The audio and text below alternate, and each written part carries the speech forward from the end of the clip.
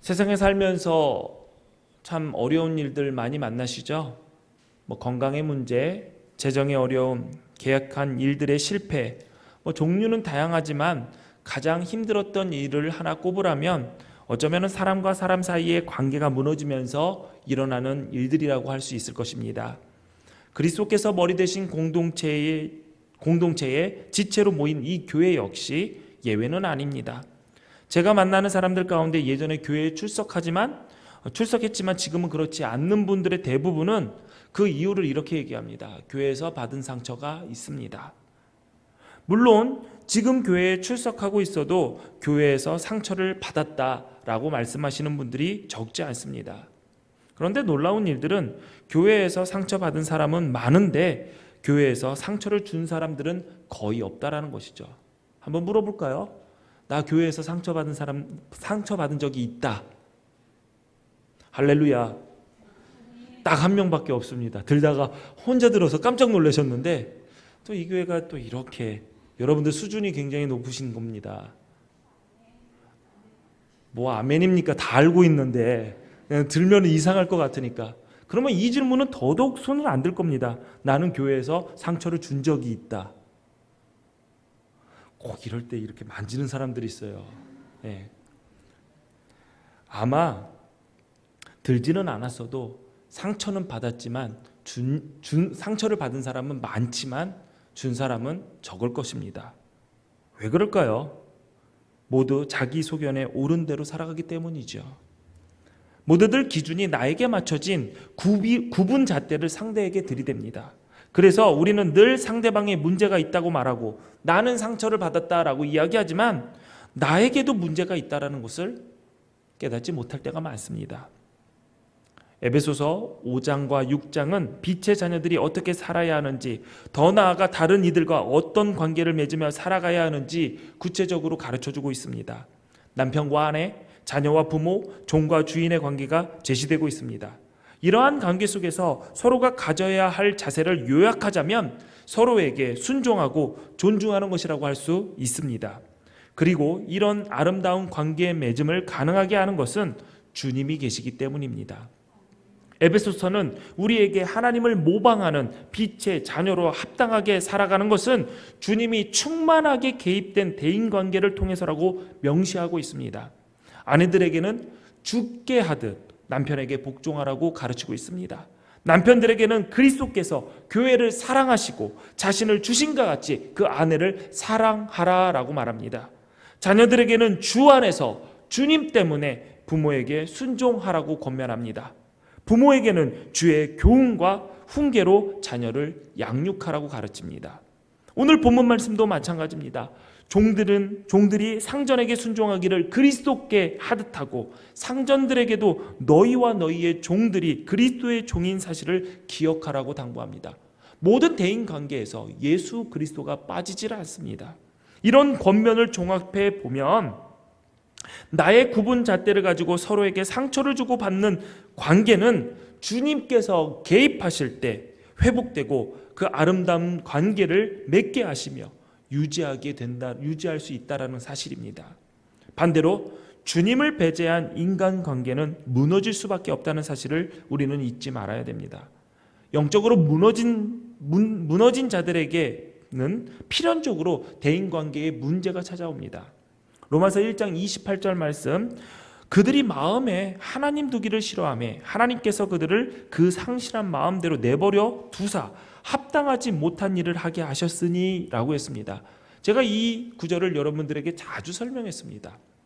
하나님을 마음에 두기 싫어하는 것이 바로 죄의 뿌리다. 죄의 시작이다. 하나님을 배제하는 것, 하나님을 몰아내는 것, 그래서 내가 그 하나님의 자리에 앉으려고 하는 것, 그것이 바로 죄의 뿌리고 죄의 시작이다. 그런데 하나님께서는 그들을 그 상실한 마음, 죄된 마음, 죄의 뿌리에 장악된 마음 그대로 내버려 두십니다. 그리고 합당하지 못한 일들을 하게 내버려 두시는 거죠. 합당하지 못한 일들이 무엇입니까? 죄악된 일 아닙니까? 영적으로 무너진 자들, 하나님을 마음에 두기 싫어하는 자들, 죄의 뿌리에 장악된 자들에게는 이러한 합당하지 못한 일들이 일어나게 됩니다. 29절부터 32절까지 그 내용이 나와 있습니다. 곧 모든 불의, 추악, 탐욕, 악의가 가득한 자요, 시기, 살인, 분쟁, 사기, 악독이 가득한 자요, 수근수근하는 자요, 비방하는 자요, 하나님께서 미워하시는 자요, 능욕하는 자요, 교만한 자요, 자랑하는 자요, 악을 도모하는 자요, 부모를 거역하는 자요, 우매한 자요, 배약하는 자요, 무정한 자요, 무자비한 자라. 내용을 하나씩 따져보면 모두가 대인관계에서 일어나는 문제들입니다. 영적으로 하나님과의 관계가 무너지면, 나의 삶에 하나님의 개입을 스스로 막아버리면 대인관계에서 죄의 결과, 합당하지 못한 일들이 드러날 수밖에 없는 것이죠. 포악해지고 잔인함만 남습니다. 정직은 사라지고 서로를 속이고 나의 유익만을 구하게 됩니다. 그런데 문제는 원인을 알지 못하기 때문에 인간적인 방법으로 관계를 개선하려고 노력하려고 하는 것이죠. 상담을 받아보고 대화를 시도하고, 물론 이런 것들이 필요하지 않다라는 것은 아닙니다. 그러나 근원이 있죠. 순간 효과가 있을지 몰라요. 그래도 문제의 근원을 해결하지 못하면 그 악순환은 반복될 뿐입니다. 부부 사이의 문제, 부모와 자식 간의 문제, 그리고 일터에서 사람들과의 문제, 우리가 살아가면서 겪는 대인관계 속의 문제 대부분이 영적인 문제에 기인하고 있다는 사실을 우리는 잊지 말아야 됩니다. 하나님과의 관계를 바로 하는 것이 그 문제 해결의 첫 출발점입니다. 오늘 본문은 종들과 주인의 윤리를 다루고 있습니다. 바울 사도가 혹은 초대교회가 노예 제도를 굳건하게 한 것이 아니냐, 이 본문을 가지고 불쾌하실 수도 있습니다. 그러나 모든 텍스트는 그 시대의 세계관을 반영하기 마련입니다. 당시에는 노예제도가 자연스러운 사회제도의 한 부분으로 받아들여졌을 때입니다. 그때에 그들을 인간으로 대우한다는 것은 혁명적 사고의 전환이 있었다라고 볼 수밖에 없습니다. 초기 기독교의 공동체, 굉장히 다양한 사람들이 모였습니다. 집주인이 신자가 되어서 덩달아 교회에 나온 믿음을 갖게 된 노예도 있었고, 주인이 신자가 아닌데도 불구하고 신자가 된 이들도 있었습니다. 이 말은 기독교 공동체 속에서 노예 혹은 종들은 비인간적이거나 혹은 재산의 일부로 취급받는 것이 아니라 동일하게 하나님의 백성으로, 교회의 지체로, 나의 형제로 인정받았다라는 것이죠. 3세기에 노예 출신이었던 갈리스투스가 로마의 감독, 그러니까 지금으로 말하면 교황으로 선출된 일을 보더라도 교회가 노예를, 종들을 어떻게 생각하고 있는지를 알 수 있는 것입니다. 사도 바울도 종에게 겁박하거나 압력을 가하면서 오늘의 명령을 내린 것이 아닙니다. 존엄한 인격으로 대합니다. 그래서 종들에게 두려움과 떨림과 성실한 마음으로 육신의 주인에게 순종하라고 권면을 합니다. 여기에서 나오는 두려움이란 육체의 상전이 가진 권위를 진심으로 인정하는 마음의 상태입니다. 떨림이라는 것은 그 두려움의 외적인 표현인 것이죠. 내 생사 여탈권을 가진 무시무시한 사람이기 때문에 그 앞에서 두려워하며 떨라는 표현이 아닙니다. 육체의 상전을 진심으로 나의 주인으로 인정하고 그 앞에서 적절한 자세를 가져야 한다라는 말입니다. 또 중반에 나오는 성실한 마음이라고 번역된 표현은 헬라어 본문에서는 이렇게 직역하면 이렇게 됩니다. 너의 마음에 단일함으로, 한 마음으로, 일편단심으로 라는 뜻을 가진 단어입니다. 이 표현은 골로새서 3장에도 나오는데 위선이나 다른 저의가 없는 순전한 마음의 상태를 가리키는 표현입니다. 뭔가 나의 유익을 위해서 의도적으로 접근하거나 그 앞에서 충성하는 척 아부하는 것, 이것은 성실한 마음이 아니라는 것이죠. 또 사람을 기쁘게 하는 이들처럼 눈가림으로 하지 말고 그리스도의 종답게 진심으로 해라 라고 권면합니다. 여전히 그들은 신분상으로 노예이지만 그들의 정체성을 새롭게 규정하고 있습니다. 그리스도의 종이라는 표현이죠. 이 그리스도의 종이라는 표현은 우리가 볼 수 있는 신약 성경의 서신서에, 바울이 쓴 서신서에 아주 자주 등장합니다. 바울은 스스로를 그리스도의 종이라고 얘기합니다. 무슨 말입니까? 사회적으로 밑바닥에 있던 노예를 나와 동일하게 취급하는 것이죠. 마찬가지로 주인도 그렇습니다. 주인들아, 상전들아, 너희도 그리스도의 종이다. 여러분, 내 신분이 무엇이든지 억지로 하면 종입니다. 마지못해서 입은 이렇게 툭 튀어나와가지고 하기 싫은데 하면서 하면 그건 종입니다. 노예입니다. 그러나 나에게 주어진 것을 기쁨으로 한다면 그때는 나는 종이 아니라 자유인인 것이죠. 바울은 이 말을 합니다. 어떤 일을 하든지 사람에게 하는 것이 아니라 주님께 하듯이 기쁜 마음으로 섬겨라. 그럴 때 그는 노예가 아니겠지요. 그런데 이 말씀을 들으면 굉장히 불편하다고 느끼시는 분들이 많을 것입니다.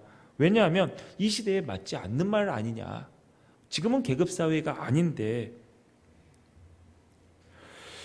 군인들은 이런 말을 한다죠. 사람에게 아니라 계급장에 경례하는 것이다. 사람을 보고 경례하는 것이 아니라 계급장을 향해, 그의 권위를 향해 경례하는 것이다. 맞습니다.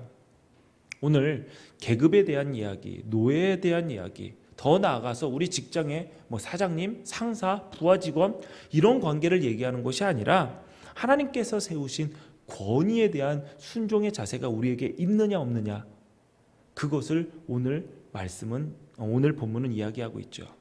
근데 오늘 이 말씀을 보고 여러분들이 화가 나고 분노가 나고 무슨 상전에게 죽게 하듯 해라고 하면은 베드로전서 2장 18절 말씀을 읽을 때 더 힘들 수도 있습니다. 한번 우리 같이 읽어볼까요? 시작.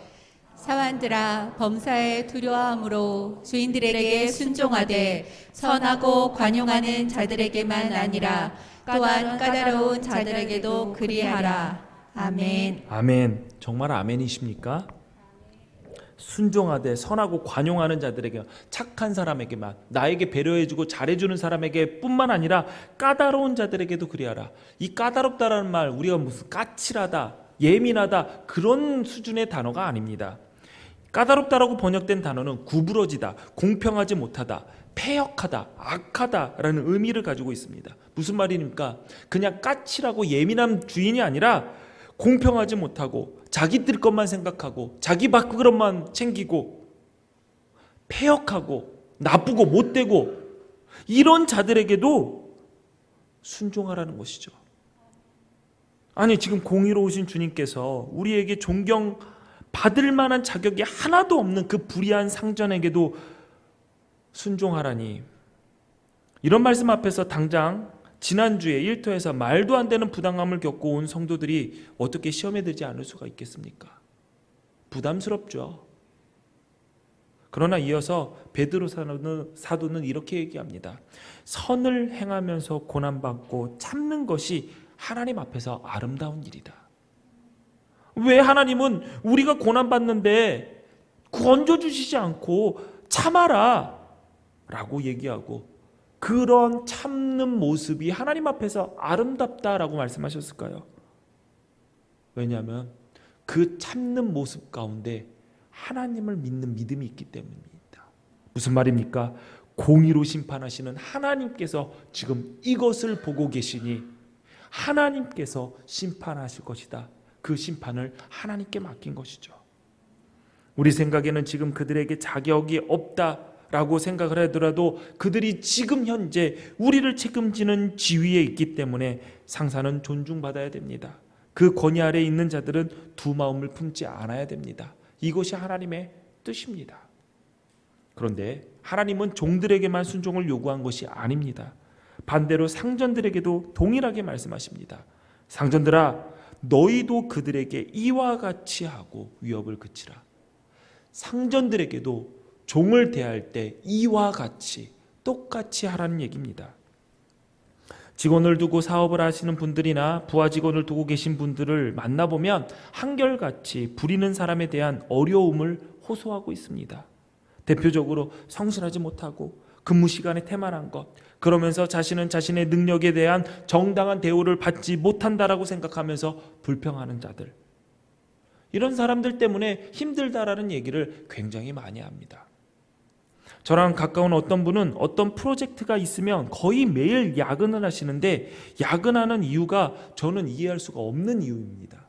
왜냐하면 직원들이 맡겨진 일을 마감 시간까지 끝내지를 못한답니다. 그리고 못하겠다고 찾아온다는 거예요. 못하겠어요, 사장님. 그리고 포기해버리고 그냥 퇴근해 버린답니다. 마감 시간인데. 그럼 어떡합니까? 사장이 그 일을 마무리하기 위해서 밤을 새는 거죠. 며칠도 밤을 새더라고요. 제가 그랬어요. 자르세요. 그럴 수 없답니다. 없는 이유는 말씀을 안 하셔서 제가 모르지만 어떻게 자르고 싶지 않는 이야기가 있겠습니까? 책임진 일을 못하겠어요 하고 퇴근해버리는 직원을 어떻게 월급을 줍니까? 그런데 그런 직원을 쓰고 있어요. 그리고 그런 사람도 구하기가 어렵대요.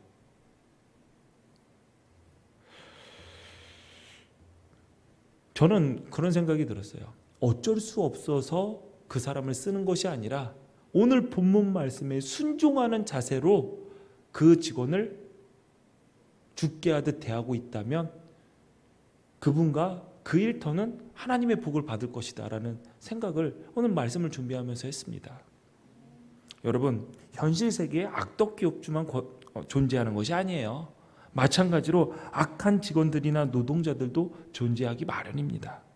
맡겨진 일을 앞두고 무단 결근 후 전화해보면 퇴사하겠다라고 말하는 사람들, 일하지 않으면서 출퇴근 카드 인식을 조작하여 시간의 수당을 받으려고 신청하는 자들, 개인적인 사유로 회사의 물건을 함부로 사용하는 것.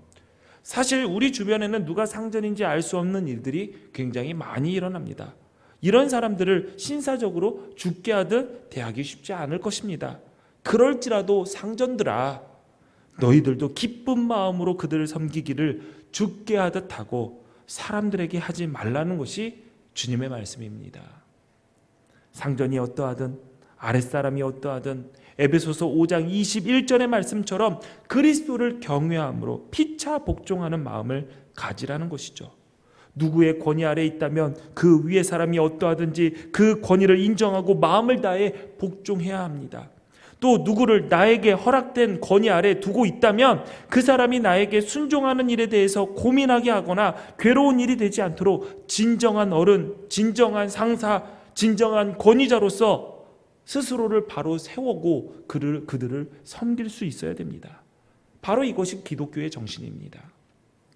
계층 간의 이 말씀대로 우리가 살아왔다면 계층 간의 갈등, 세대 간의 갈등, 노사의 분쟁 등으로 인해서 지금의 이 우리 한국 사회가 갈기갈기 찢기지는 않았을 것입니다. 반대로 이 사회를 회복하기 위해서는 우리가 오늘 나누는 말씀, 그리스도를 경외함으로 피차 복종하는 자세를 우리의 삶의 터전에서 실천해야 합니다.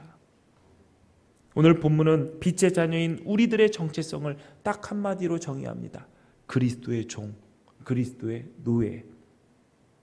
종으로 혹은 노예로 번역되는 단어는 두 가지입니다. 하나는 둘로스, 하나는 디아코노스입니다. 똑같이 섬기는 자, 종, 노예로 번역이 되는데 이 두 단어는 작은 차이가 있습니다. 둘로스라는 단어는 전쟁의 포로나 채무를 갚지 못해서 강제로 노예를 된 자들을 말합니다. 또 디아코노스는 자발적으로 노예가 된 경우를 디아코노스라고 합니다. 출애굽기 21장을 보면 종에 관한 법이 기록되어 있는데 히브리인들은, 이스라엘 백성들은 자신의 동족을 종으로 사게 되면 평생을 부려먹는 것이 아니라 6년은 일을 시키고 7년째 되는 해에 자유인으로 해방시켜 주어야 됩니다. 그런데 그 전에 종에게 선택권을 줍니다. 자유인으로 이 집에서 나갈 것이냐, 아니면 평생 우리 집의 종으로 살아갈 것이냐. 이때 스스로 평생 종이 되기를 선택하는 노예들이 있었습니다. 출애굽기 21장 5절부터 6절까지 말씀을 보면, 만일 종이 분명히 말하기를 내가 상전과 내 처자를 사랑하니 나가서 자유인이 되지 않겠노라 하면 상전이 그를 데리고 재판장에게로 갈 것이요, 또 그를 문이나 문설주 앞으로 데리고 가서 그것에다가 송곳으로 그의 귀를 뚫을 것이라. 그는 종신토록 그 상전을 섬기리라. 자발적으로 노예가 되기 위해서 귀를 뚫은 자들, 이들을 디아코노스라고 합니다. 이들이 자발적으로 노예가 되겠다, 평생 나의 주인을 섬기겠다라고 결정한 이유가 5절 초반부에 나옵니다. 기억나십니까? 내가 상전과 내 처자를 사랑하니. 자발적으로 종이 되는 이유는 사랑하기 때문이죠. 신약에 오면은 사랑하기 때문에 스스로 종이 된 분을 우리는 볼 수가 있습니다. 우리 예수님이죠. 마태복음 20장 28절에 보니 인자가 온 것은 섬김을 받으려 함이 아니라 도리어 섬기려 하고 자기 목숨을 많은 사람의 대속물로 주려 함이니라. 하나님의 아들이신 우리 예수님에게 하늘의 영광 보좌를 버릴 이유는 없었습니다. 그러나 우리를 사랑하시기 때문에 스스로 섬기는 자 디아코노스가 되었습니다. 기독교 정신은 이러한 예수님의 사랑을 본받아 우리 역시 자발적인 사랑으로 디아코노스가 되는 것입니다. 스스로 사랑의 종이 되는 것입니다. 예수 믿어 복 받는 것은 예수님처럼 사랑의 종으로 살아가는 것이죠. 하나님께 복 받는 것을 성공해서 누군가의 위에 군림하는 것으로 생각한다면 그것은 이 복음을 잘못 이해한 것입니다. 이런 것들을 하늘의 복이라고 가르치는 강단은 변질된 복음을 떠들어대는 주님의 마음을 아프게 하는 교회라고 할 수 있을 것입니다. 세상에 나가서 내가 속한 공동체에서 사랑의 정신으로 자발적으로 디아코노스가 되는 그 자세를 훈련하는 곳이 바로 이 교회 공동체입니다. 속회입니다. 각 부서의 봉사 자리입니다. 그런데 훈련하다가 상처를 받아요. 사람들이 인정해 주지 않는다고 상처를 받습니다. 잘 생각해 보십시오.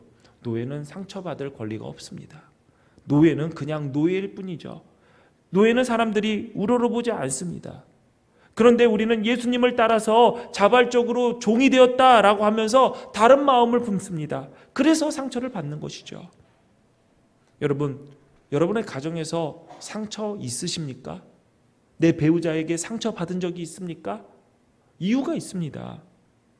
상대를 나의 둘로스로 만들려고 하기 때문이죠.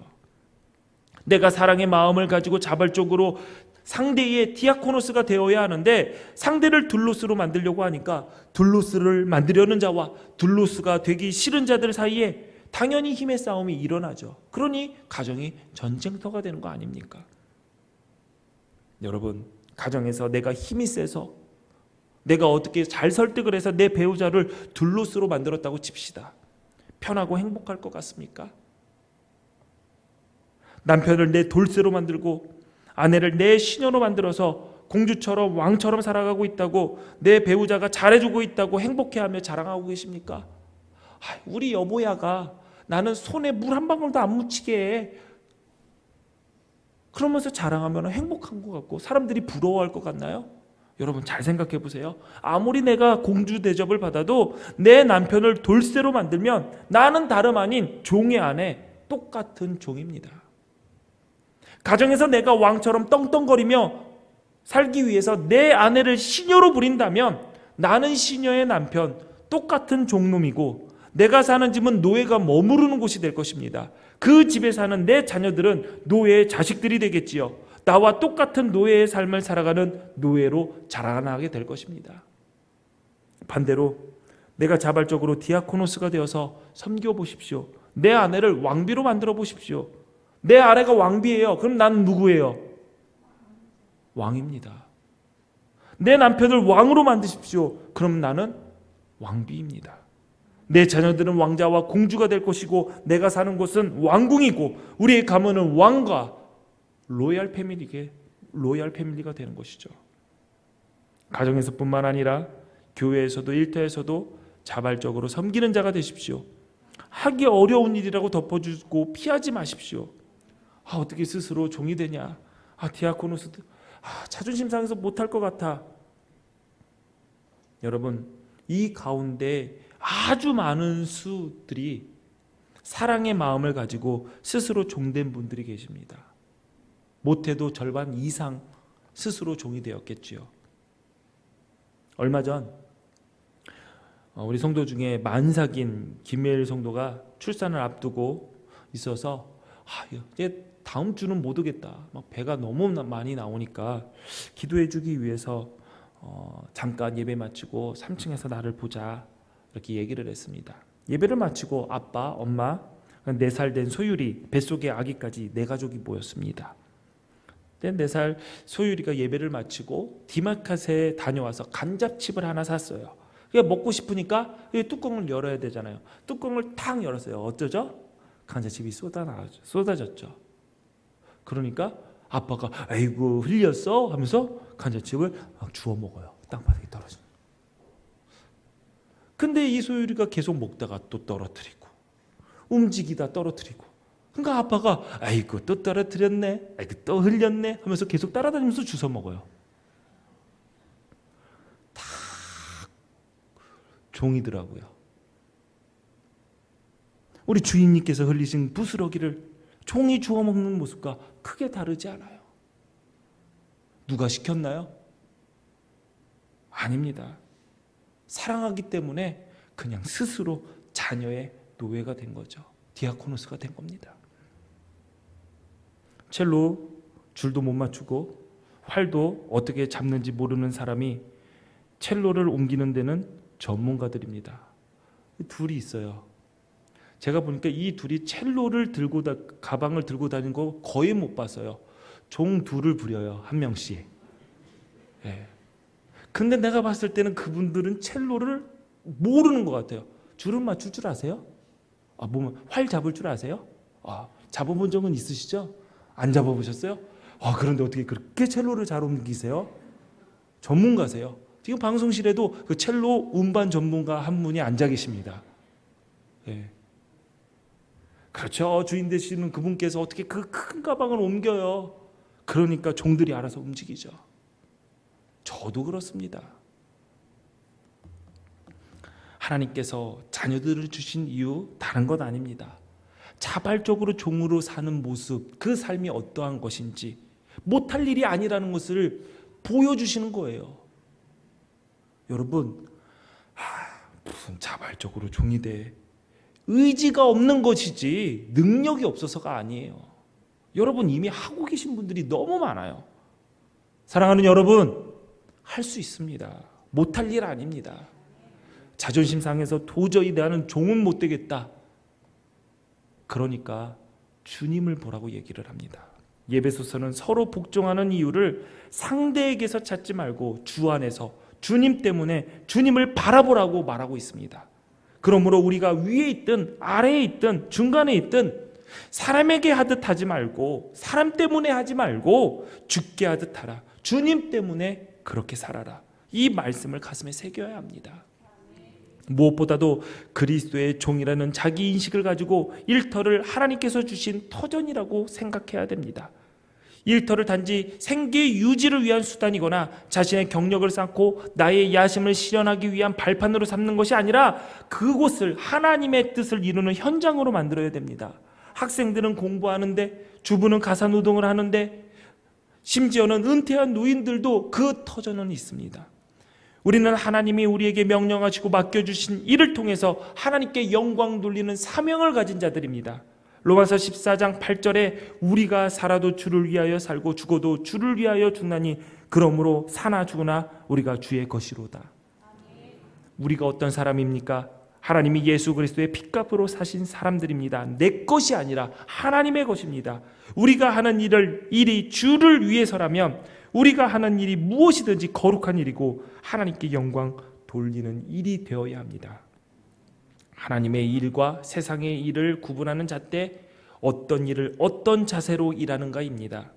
신앙생활을 오래 한 사람들조차도 종교적인 활동만을 하나님의 일로 생각하고 열심히 하는 자들이 있습니다. 또 하나님의 일은 목사만 하나님의 일을 한다라고 생각하는 분들도 있습니다. 그런 사람들은 사회에서 하는 일이 하나님과 상관없는 일이라고 생각을 하죠.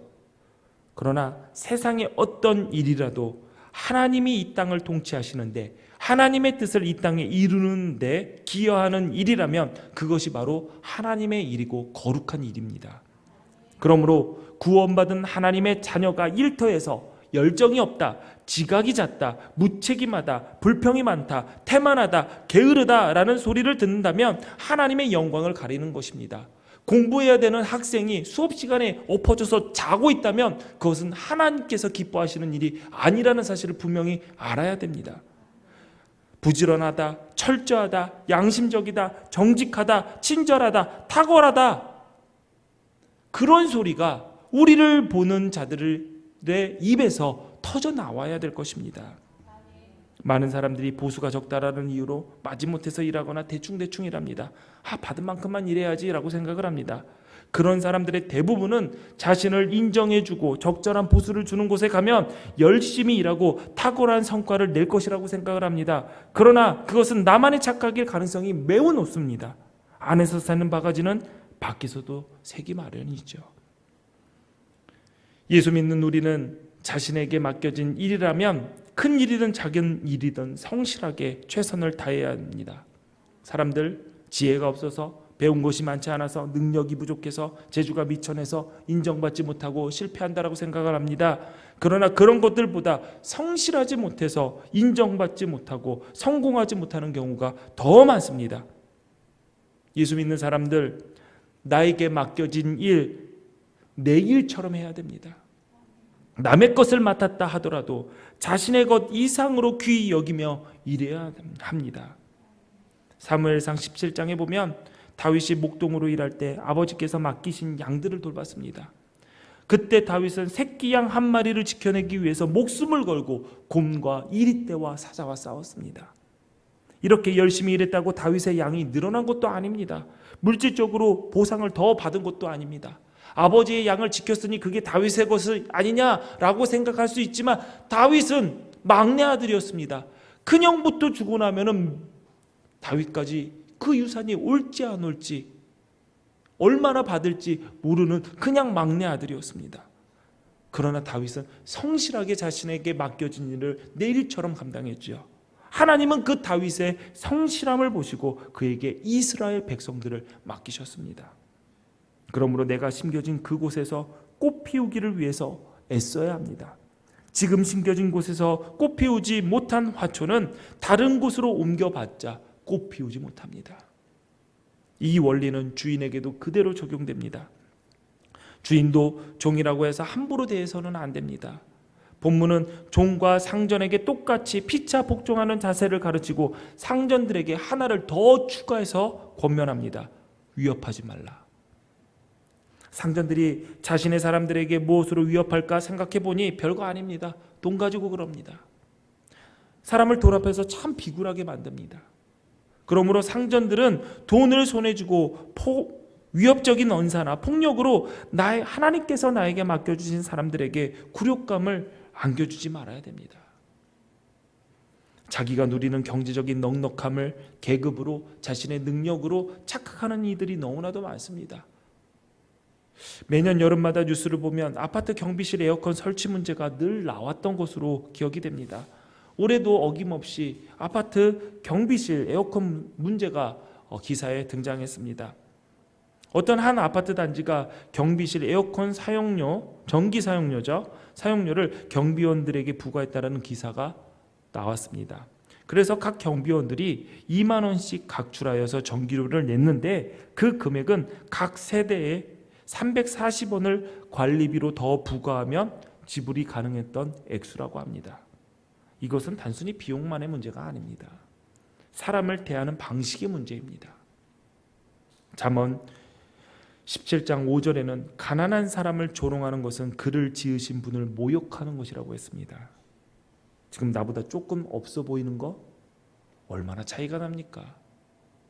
그것 때문에, 그 차이 때문에 여러분이 우월감을 느끼십니까? 그래서 상대를 모욕합니까? 만약에 그랬다면 하나님의 심판대 앞에서 왜 그렇게 행동했는지 그 이유를 설명해야 될 것입니다. 그들을 모멸하는 것, 하나님을 모욕하는 것입니다.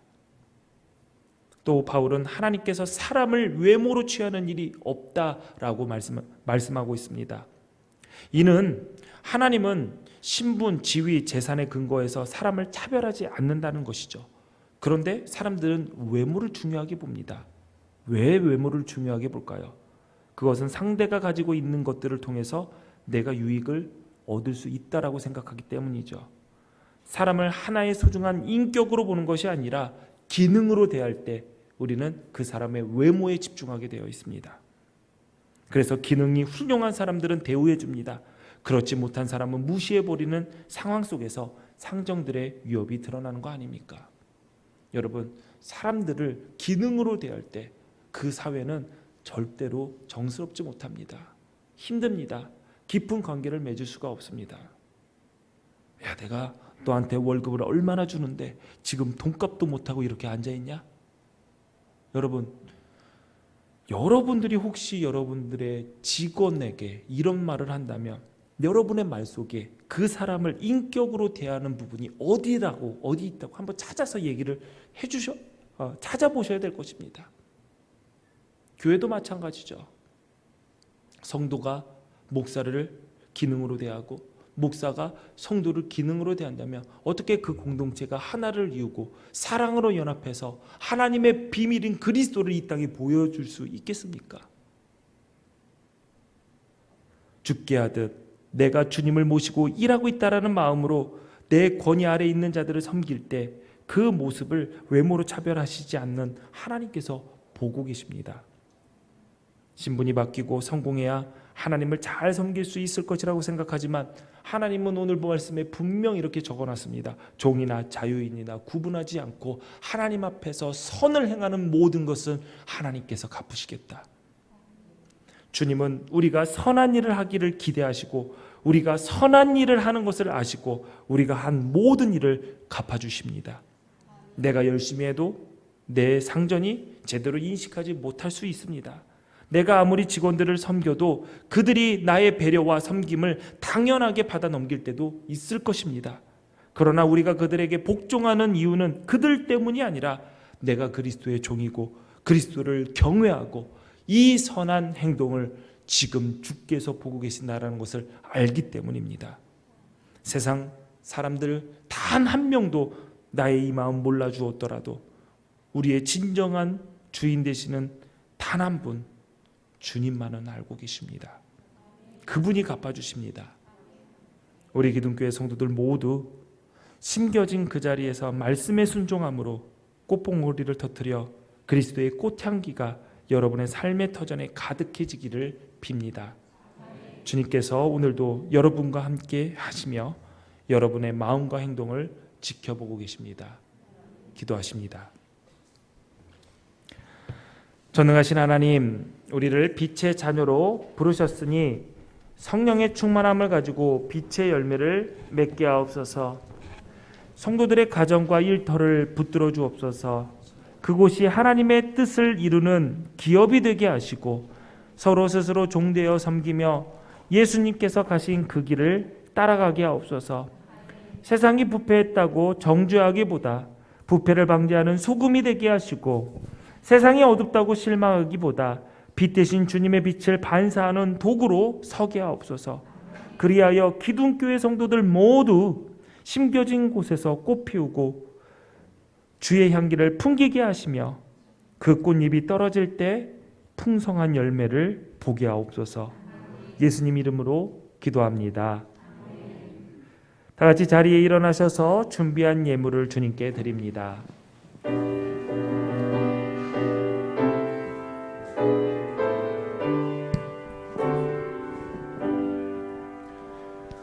모든 것이 주께로부터 왔으니 이 예물을 주께 드리나이다.